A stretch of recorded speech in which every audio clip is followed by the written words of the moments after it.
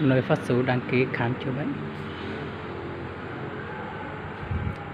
Ta nói giờ lối chờ ấy giờ thì từ tiên này mua tất sao nói giờ chỉ chữa hoàn toàn cho khoan hoàn toàn ta cho khoan chỉ lại mà lại bố từ tiên này mua ta gammột cho họ chạm mà thì mua cho họ chạm và cho cứ cho yêu cái số là có tiền đó trên đó.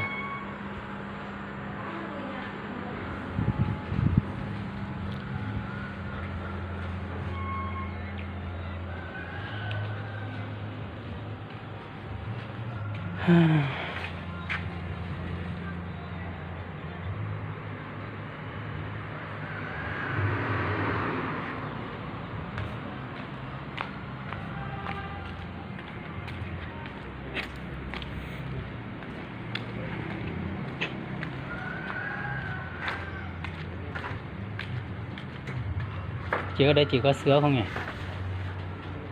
Sữa Fami cho ăn một lọ sữa, cho em một hộp sữa Fami, cái hộp nhỏ.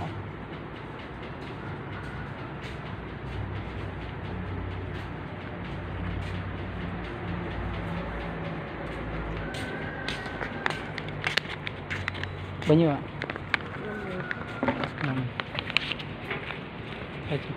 Anh được.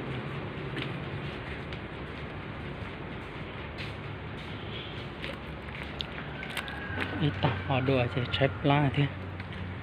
Như sữa nào hả? San lấy cá nơi chỉ nó nát. Ăn chưa?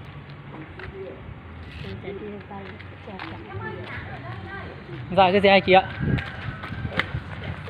Dạ. Lấy cái để đi. À. Đây 2 người đúng không? Đúng rồi. Rồi, đẩy xe vào đi. Các bạn đi để làm cho một bụng. Vâng. Được chưa? Vâng. Cất điện thoại đi để Vâng. chơi đấy.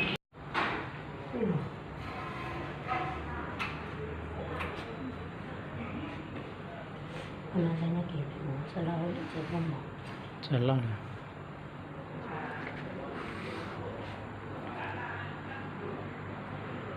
Trong đây là bệnh viện thị xã Từ Sơn. Đến nay anh em mình đến đây để chữa bệnh cho một bệnh nhân là vợ của em Lự là Mùa Thị Sung. Đây này nó đã bị bệnh nặng, anh em mình đã đưa vào đây để cấp cứu.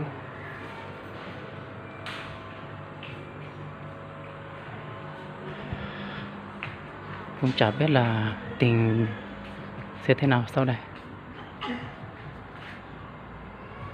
Trong thời gian bây giờ là Tỉnh chưa? 10 giờ. Chưa anh ạ. Ngất hay thế nào?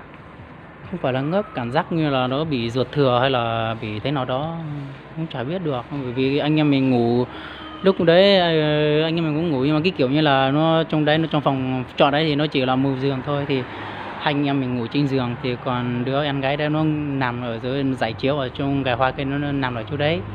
Thì lúc mà anh em mình tỉnh dậy thì cảm giác như đã thấy nó đã bị thấy rồi.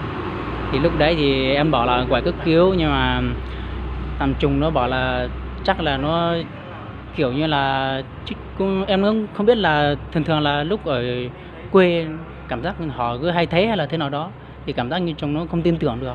Thì nó bảo là chắc là nó thằng đấy nó dọa, nó bắt phét thôi Chồng nó đấy, kiểu như là cứ thế. Thì bảo là gọi cấp cứu, nó bảo là không cần phải gọi. Nhưng bây giờ vẫn ngất, không thở. Bây giờ thở thì em nó không biết được, em không sờ vào miệng hay là vào mũi, nó không biết là nó thở hay không. Nhưng mà đi đến ở từ khu công nghiệp V6 kia đi đến ở nửa đường thì cảm giác không thở rồi. Nhưng bây giờ bác sĩ bảo. Dạ. Bác sĩ bảo. Bây giờ bác sĩ bảo là để anh em mình ra ngoài để cho xem tình hình sau này thế nào thì gọi vào trong đấy xem, chưa biết được là thế nào. Không Chưa nói cái gì. Không ấy máy ép tim kia. Dạ. Ấy máy ép tim kia. Chưa biết được. Dòng chưa thở. Bây giờ cái kiểu như là bọn em cũng chưa gặp như tiền trạng này, bây giờ lần này là lần đầu làm tôi run hết cả, bọn em chả biết phải thế nào cơ. Thì cứ đưa lên bác sĩ là tốt rồi. Đưa lên bác sĩ là tốt.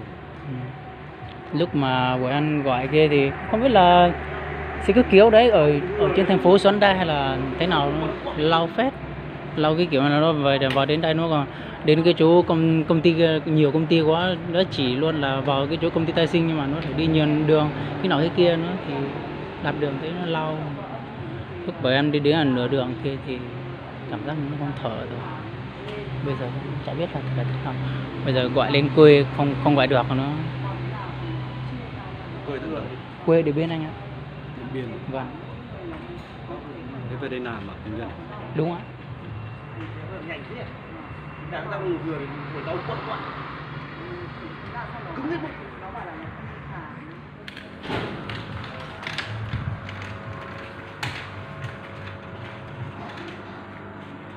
Đấy gì đấy tím rồi.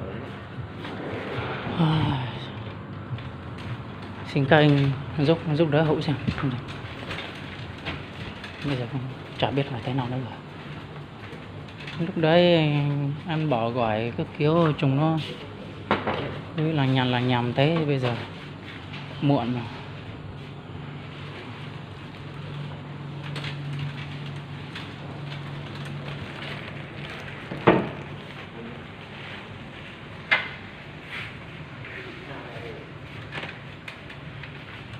Chưa biết.